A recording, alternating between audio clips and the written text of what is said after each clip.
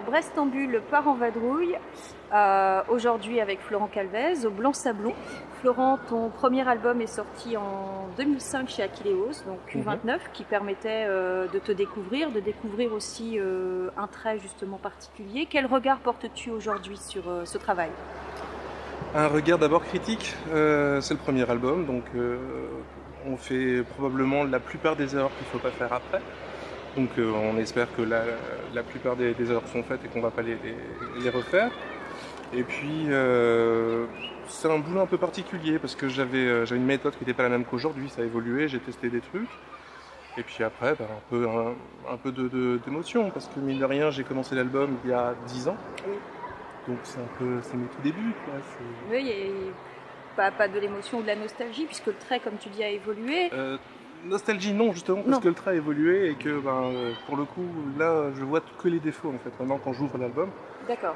Donc ouais, non, c'est un peu de Madeleine, quoi, plus qu'autre chose. C'est l'album qui t'a permis, en tout cas, d'entrer dans cet univers de la bande dessinée. Ouais. Alors, tu parlais de ton trait qui a évolué, on peut parler un peu technique. Quel est le matériel, quels sont les outils que tu utilises? Alors aujourd'hui, je travaille sur une Cintiq, c'est-à-dire une tablette graphique sur laquelle je dessine directement. Donc c'est un écran sur lequel je dessine directement. Donc pas de crayon, pas de papier, tout ce... Voilà. D'accord. Ouais. Ça me permet un gain de temps. Ça me permet d'essayer des choses aussi, d'essayer différents traités plus facilement que si je travaillais avec le rotring, la plume, le crayon ou autre chose, quoi. Ça va aussi plus vite.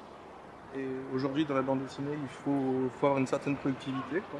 Oui, il faut tenir des délais, c'est ça? Ouais, et puis de toute façon, comme on est payé à la planche, oui. De fait, quand on prend plus de temps, on touche aussi moins d'argent. Donc on est contraint à avancer assez vite et c'est un outil qui permet d'aller assez vite. Alors cet outil, tu l'as maîtrisé pour la bande dessinée ou tu l'utilisais déjà avant? Comment est-ce que tu en es venu à laisser peut-être complètement, entre guillemets, tomber le crayon, le papier? J'ai commencé en fait sur une tablette graphique classique, c'est-à-dire juste une petite tablette à côté du clavier et avec l'écran, avec le trait qui est décorrélé du geste de la main. C'est-à-dire que je voyais mon dessin là et je dessinais ici. Après je suis revenu sur du classique avec du calque, du crayon et du rotring et c'est là que j'ai vu que c'était trop long en fait.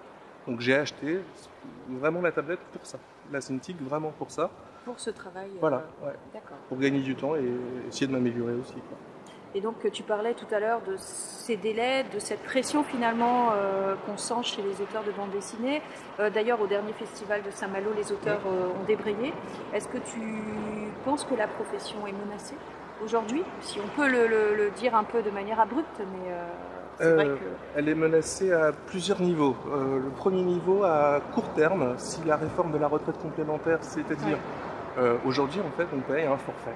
La plupart des auteurs payent un petit forfait pour payer leur retraite complémentaire.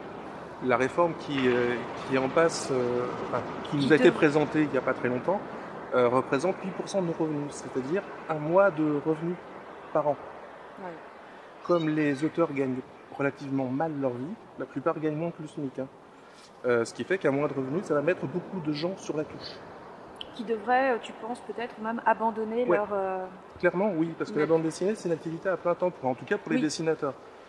Parce que ça exige beaucoup d'engagement, ça demande beaucoup de travail, on ne peut pas trop le faire en dilettante, on peut le faire, mais auquel cas on vit d'autres choses. D'autres choses, c'est ça. Voilà. Ouais. Ce qui fait que pour les professionnels de la bande dessinée, pour les dessinateurs, un mois de revenus en moins par an, c'est énorme.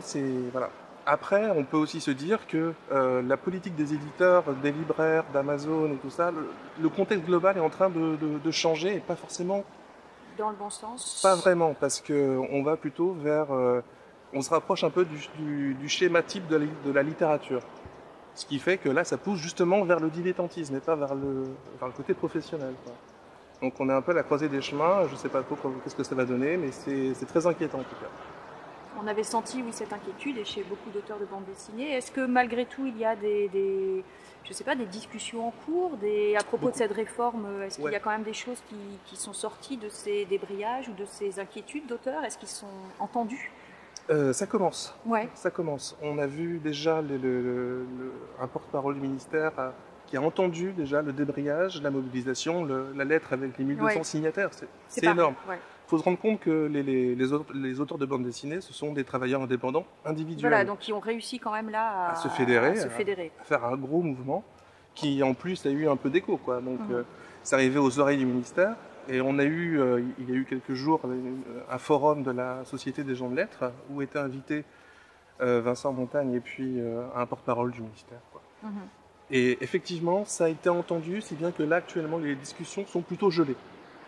D'accord. Donc maintenant on va rentrer dans une phase de concertation et le syndicat des auteurs, le SNAC, va pouvoir vraiment, je l'espère en tout cas, œuvrer pour essayer d'améliorer les conditions voire de modifier si possible. Au mieux.